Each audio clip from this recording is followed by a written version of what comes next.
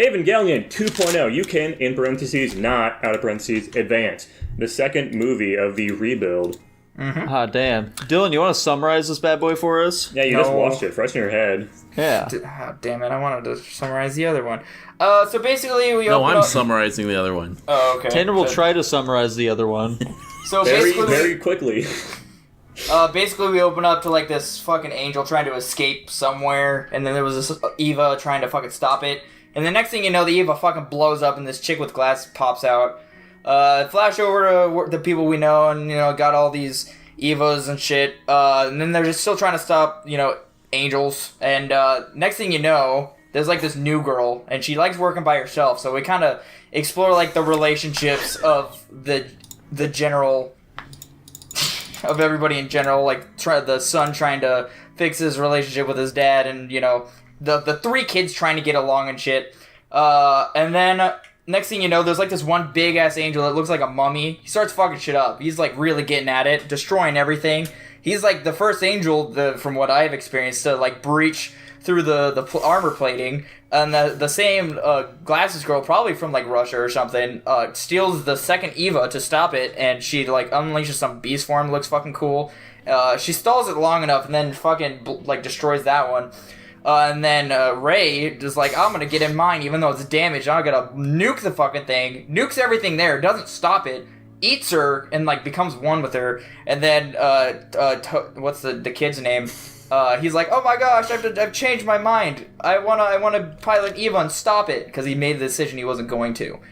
So then he gets in the Eva, and he's fucking getting wrecked. And then all of a sudden he becomes one with the machine or something, becomes like a true angel or something, and absolutely fucks this angel, and then like saves Ray. Then some weird merging shit happens, and like, oh my god, it's the third impact. And then the kid from the moon and his Eva throws a fucking spear and stops it. He's like, oh, I just want to make you happy. And then the movie ends. Also, wait, what the fuck? Oh, wait, yeah, hold on. I don't remember that last part at all. After credit scene. There's an after credit scene. Oh yeah, Basically, there's an after credit scene. Yeah, the dude, I honestly didn't know about it either. Dylan looked at it. We literally just watched it earlier. But basically, the TLDR of what happens there is the dude that we keep seeing on the moon throughout the movie is like pilots that fucking big ass mech that's on the moon, and there's a spear of Longinus, like the big ass red spear, and he just fucking chucks it through Shinji and stops it all from happening. Yeah. Damn, I wish I knew that existed. That interesting. Yeah. Right off the bat, I want to say that this movie is better than the first one in just about every conceivable way. Yeah. I believe every complaint I had with the first one is, if not outright fixed, drastically improved upon with this one. Yeah, the pacing is so much better in this film. Like, I definitely see what you're talking about, the slower one, because this one feels much more like an actual like movie in terms of its pacing. Mm-hmm. Everything's played out. Also, Dylan did mention in his recap, but this is the movie where we're introduced to Asuka. And we also see like the graphic scene of her going into one of her not Eva 02 or normal one, which has an angel in it, and then fucking Shinji has to fucking kill her. But it's like the dummy that does that. How did she survive? She did survive. Yeah, we don't know how she survived. I'm saying how. Oh, how? Because she's the fucking. They're not actually like in the direct center of the whatever it's called, the fucking the pod thing where they're inside of it. But yeah, she's in like very critical condition. Regardless. Yeah. All right, massive question here, real quick. Dylan. What's up? Who is best girl, Ray or Asuka? Or Masato. No, we're leaving Masato out of here. She's too overpowered. I don't know. I like Ray. Motherfucker. I knew it, Jackson. This is what I was fucking saying, dude. Yeah, we were talking about this in the car. Asuka's a bitch. A couple of days ago. I fucking hate her. Asuka is dramatically more likable in this than in the show. Yeah, I wouldn't know that, so that's outside information. Watching this makes me realize how stupid all of like the Shinji Asuka bonding bullshit was. We didn't need any of that, and I'm so glad they literally did not have any of it in this movie. Yeah, dude, they cut out so much fluff. Dude, they played DDR together. They sure did. They watched Orange and Blue on the TV. Guys, don't spoil the anime for me. Bitch wife wants to watch Blue. I love that. I will say one complaint I do have that's pretty constant from the last one is the questions introduced to answers given ratio is still. Oh, I had way more questions after. I asked Jackson so many fucking questions about like why do the kids have to pilot the Evas? Are the Evas created or are they found? Like all this shit. He gave me some stuff, kind of easy answers, but he didn't. TLDR hasn't been explained yet most of the time. Yeah, or Personally, I'm totally fine with that sort of ratio, you know? When it comes to, like, sort of mystery shit, you want there to be, like, a decent mixture of, like a decent pace of them, like, discovering things. But then there's still being, like, more questions that need to be asked down the line, you know? Like, when you watch some shitty-ass anime like Shiki or some shit, where they immediately address pretty much all of the mystery, then you're just kind of left with nothing for the most part, you know? It's not a fucking mystery show, dickhead. Well, my problem is we're not making any discoveries. Like, I literally could not tell you anything about, like, the state of the world and why that is. Like, why is the ocean red? You literally missed it. They talked about that. It was because of the second impact. They totally missed it. I know it's because of the second impact, but, like... The blood of the angels. Yeah. Is that what it is? It's all angel blood? Yeah, they described it when they were in, like, the aquarium scene, when fucking the dude was talking about Misato's past and her experiencing the second impact. Mm-hmm. Okay. What's, and then there's that space view of Earth, I'm like, what the fuck? That's where the second impact happened. Yeah. Yeah. This shit's crazy, yo. Yeah. The action scenes are way better, way more actiony. Oh, absolutely. Yeah, the fucking the part where it's like fighting the weird geometry one, I think, where they have like those big platforms come up and they can run on the wall and whatever. Oh yeah. That shit was sick as fuck, and also doesn't make any sense why they would build that. There's no way they could have But I mean, they seem cool. prepared for every situation though. So yeah, this entire city is literally a Deus Ex Machina. Yeah. I mean, yeah. I'm gonna leave my logic as to why the city exists out of it. I mean, in general, because you're talking about where it's like the giant, like, fucking eye jellyfish thing where they gotta have all three of them stop it, right, Tanner? I think that's the one you're talking about. Yes. Okay. There you go. You're right. The bomb. Because I was like, there was that one, then there's like the ice one where it's like, all the prisms and shit, where the one new girl Asuka falls out of the sky and just fucking one-shots the thing in one go. It's fucking crazy. Mm-hmm. But, yeah, I mean, generally, I enjoyed all the action scenes. I like how they explored the relations between, they were, like, trying to go delve deeper into, like, between Shinji and his dad, and then it's, like, Rei and Shinji are getting along super well, and then, like, started to seem like there was something between Asuka and Shinji, and then it was kind of, like, still ambiguous, and nothing really ever happened because she was presumed dead. Yeah, but it was I think it's definitely drama. implied that Asuka has fallen for Shinji in at least some manner, figuring she's trying to poke about fucking Rei about it. Speaking of Rei and Asuka, the elevator scene, boys, they cut the elevator scene. I mean, it's still there, but it's drastically shorter. I don't know what you're talking about. So in the original anime, the scene where Asuka enters the elevator with Rei is like 30 seconds of silence, basically, where they're sitting there, and then finally Asuka like starts talking to Rei. But it's like maybe 5 seconds in the movie. Yeah. Bullshit, I tell you, bullshit. Yeah, I want to test the waters here, because this is something I mentioned to Jackson. In most other protagonist-based animes where the protagonist has some sort of power, where it's like, so in Evangelion, for example, Shinji is like, he has to pilot number one, like, no matter what, like, we have to prioritize number one. Do you think the fucking massive power boost he gets out of nowhere just because he, he loses power, he gets power, and now he's way stronger than this angel? Because it tends to happen in other animes. What's your guys' thoughts on that? Because this shit happens in Dragon Ball and My Hero Academia. We literally know what the answer is the problem, Dylan. Oh, okay. Well, never mind. Don't answer it then. I'll wait till the anime. It makes sense though. It's really. I mean, I guess that's fair. My thing is maybe he actually is one of the children or whatever, like Rei and that other kid are, but he's not actually showing it yet or something.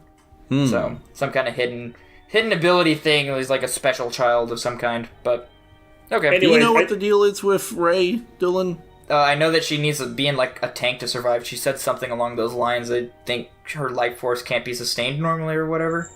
I don't know the details. Anyway, speaking of things near the ending of the movie, I think that's one of my biggest gripes with this movie overall is just the weirdness. It's they're not very violent things as well.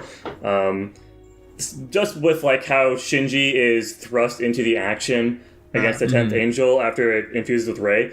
Like, he's just, like, fucking cowering in some random bunker, and then, of course, the chick has to fucking smash into the bunker that he's in, and then pick him up suddenly and just show him the action, which inspires him suddenly to go and save her, and then suddenly he's, like, in the middle of fucking nowhere, and then runs, like, a 10-miler run, somehow gets into Nerve HQ, very, very quickly somehow, to fucking pilot Unit 1. I don't know how the fuck this all happened so quickly. I thought that was really goofy. His actual intention for wanting to do the fight and that itself were fine, but like just the aspect of him doing that transition was weird to me. Yeah, it's a little contrived. I wasn't a huge fan of that either. It's like they didn't know how to make it work. Yeah. Like, how do we get him to get into this fight? We've really pigeonholed ourselves into this like writing decision we did earlier. Yeah. Also, they're trying to follow the anime, and they're like, how the fuck do we like continue with this? Also, if you guys know the answer to this, just stay silent. Is no other country, like, aware that these EVAs have some, I guess, secondary function of, like, the Glasses Girl's, like, beast, or, like, the beast, and it transforms the EVA and gives it, like, a fucking primal power boost or whatever? The beast form is not talked about at all in the anime. Okay. Because I thought that was interesting. I was like, how does this one country know when, obviously, Japan seems like they're the most advanced and are handling most of the EVA shit and Angel shit. So, I just thought that was a little strange. It's unknown for now, I think. Of course. Probably. I was gonna talk a little bit about the dub here. So, I'm watching it in the sub. And I oversaw like a little bit of it when Dylan was watching the dub previously. There's like a bunch of like random tiny little things. Fucking Masato sounds weird as hell. She kind of sounds like a...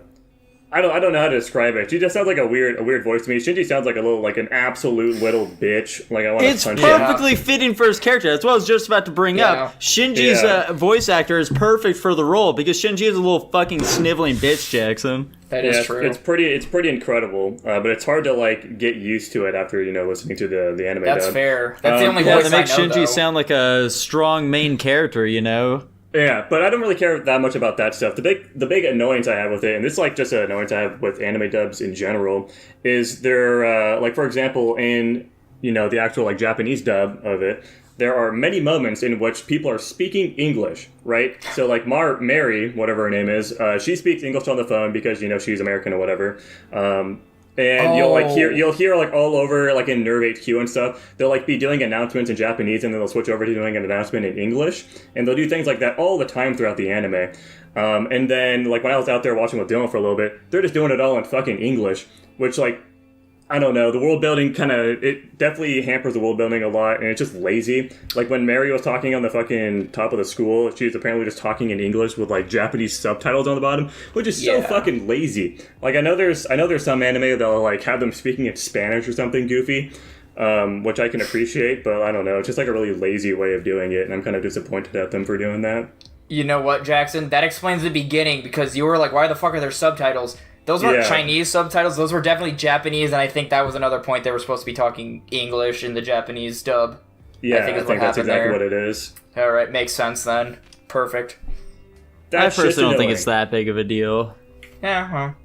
It breaks immersion a little bit. I mean, you're like blatantly just not seeing what the original creators intended. I guess you know what? To each their own. If it helps you watch it, then who fucking cares, I guess. Anyways, on to the rankings, unless we have anything else to talk about. No. Asuka's fine as hell.